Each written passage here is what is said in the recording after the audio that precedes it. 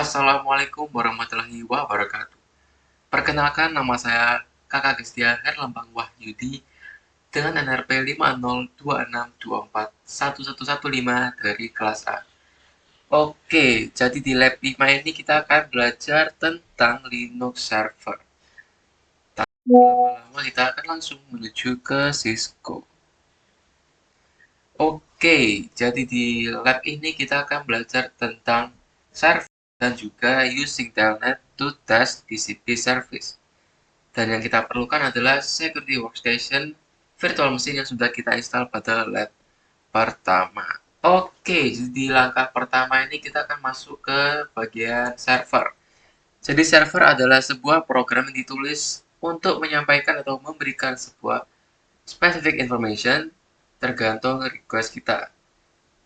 Tanpa berlama-lama, kita akan masuk ke dalam step yang pertama, yakni kita akan mengakses command line dengan login sebagai analis dan juga masuk ke bagian terminal. Oke. Sudah masuk dan kita akan lanjut ke langkah berikutnya. Kita akan menampilkan service apa saja yang sedang berjalan dengan mengetikkan ini di terminal.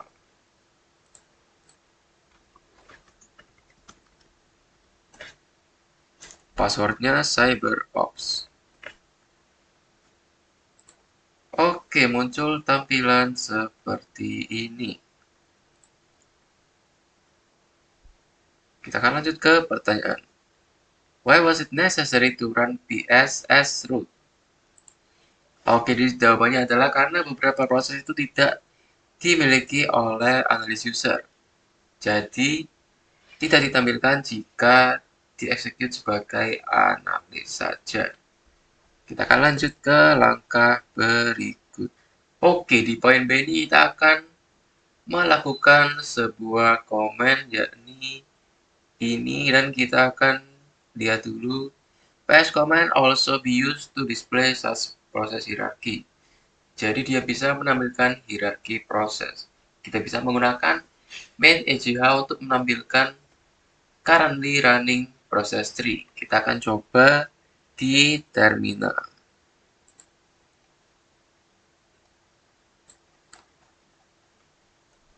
Sudo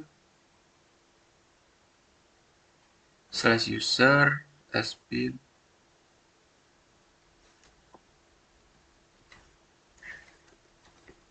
Kita akan lihat terlebih dahulu apakah sudah benar atau belum.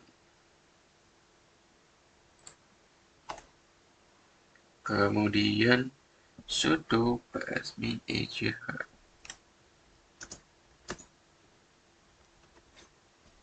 Kita akan cek terlebih dahulu. Oke, sudah benar.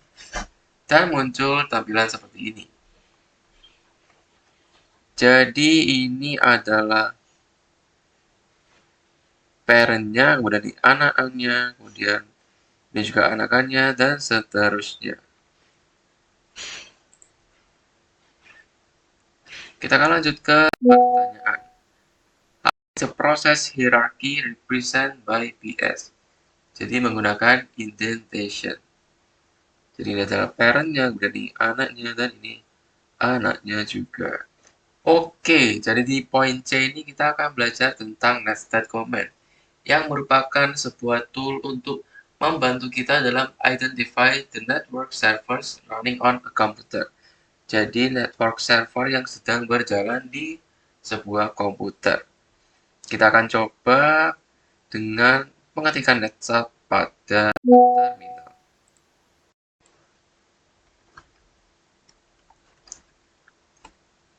Oke, muncul tampilan seperti ini. Kita lanjut ke langkah berikutnya.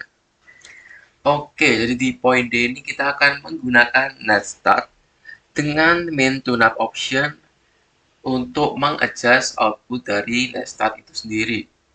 Kemudian, netstat juga allow multiple option to be grouped together under the same main sign. Kita akan coba sudo netstat min tuna pada terminal kita. Sudo netstat min tuna. Oke, muncul tampilan seperti ini. Ada proto, the local address, foreign address, state, dan juga PID. What is the meaning of main C, main U, main N, main E, main B, option in, dan start? Kita akan coba terlebih dahulu. Oke, jadi kita bisa menggunakan main dan start untuk mencari fungsi dari setiap elemen tadi seperti main T, main U, main N, main A, dan main P. Kita langsung saja. Di main A itu untuk shows both listen and non-listening sockets. Main N untuk use numeric output. Main P untuk show the PID of the connection owner process. Main T untuk shows TCP connection. Dan main U untuk shows UDP connection. Is the order of the options important to the netstat? Jadi jawabannya tidak, karena option order itu tidak relevan. Oke, jadi di sini ada penjelasan terkait tabel ini. Jadi kolom pertama itu menunjukkan layer 4 protokol yang digunakan, UDP atau TCP, seperti ini. Kemudian kolom ketiga itu use the format to display the local IP address and port on which a specific server is reachable. Jadi itu yang kolom ini.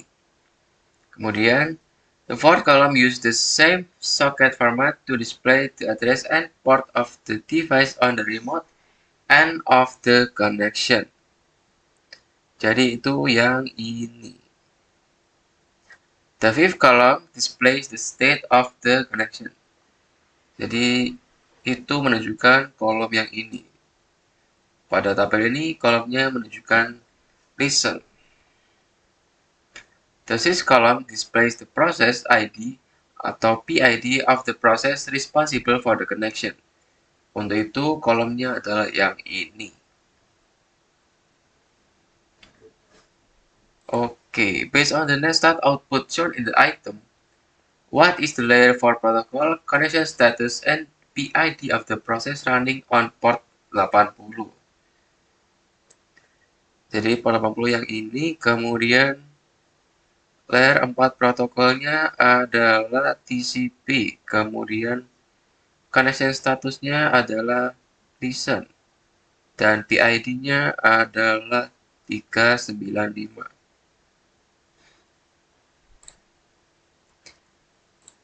While port numbers are just a convention, can you guess what kind of service is running on port 80 TCP?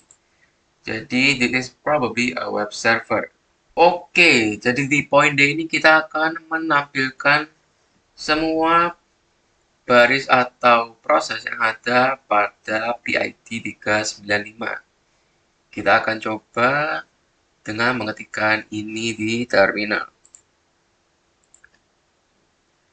Kita close dulu, kemudian kita akan masuk lagi ke terminal. Sudo psminf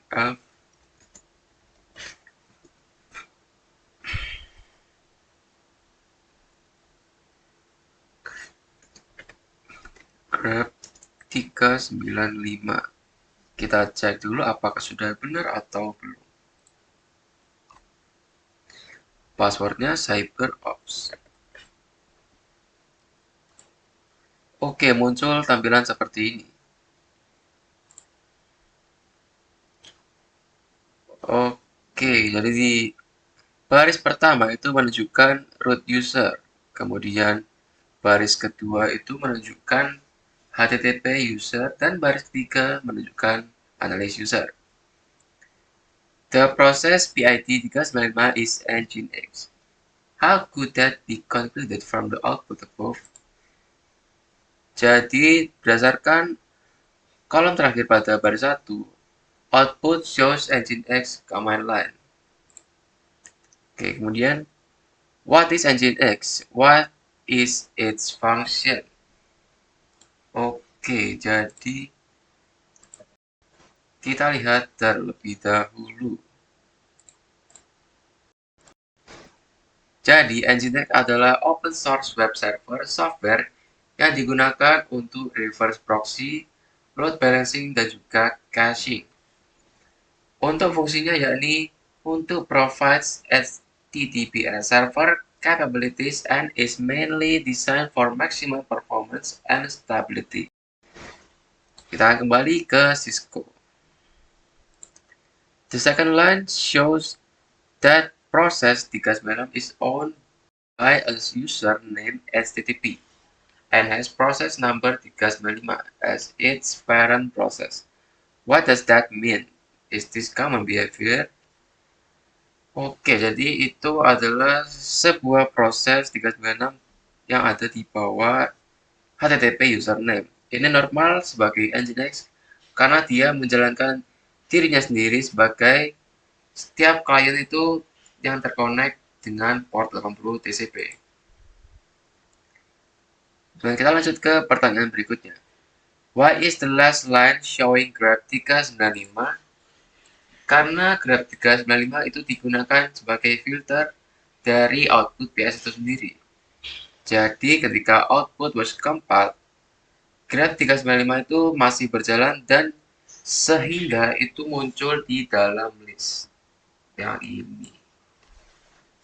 Kita akan masuk ke part kedua. Oke, part 2 ini kita akan menggunakan Telnet untuk melakukan tes TCP service.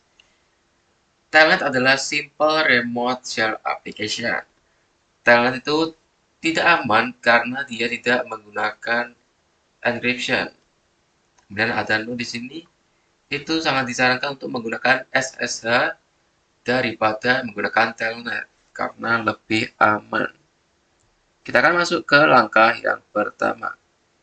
Use Telnet to connect to the local host on port 80 TCP. Kita akan coba ketikkan ini di terminal kita. Oke. Telnet 127.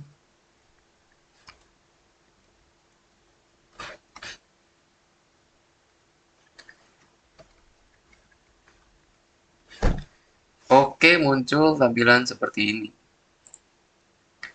Press view letter on keyboard. Sudah kita coba dan muncul tampilan seperti ini. Why was the error sent as a web page? Karena Nginx adalah web server, sehingga dia hanya berbicara atau speaks the HTTP protocol. Kita akan lanjut ke langkah berikutnya. Oke, jadi tidak semua service itu sama. Beberapa service didesain untuk accept unformatted data and will not terminate if garbage is entered via keyboard. Ini adalah contoh service-nya. Oke, kita akan langsung coba pada poin C. Kita akan mengetikkan telnet dan menggunakan SSH service. Kita coba di terminal. Telnet 127.0.0.122.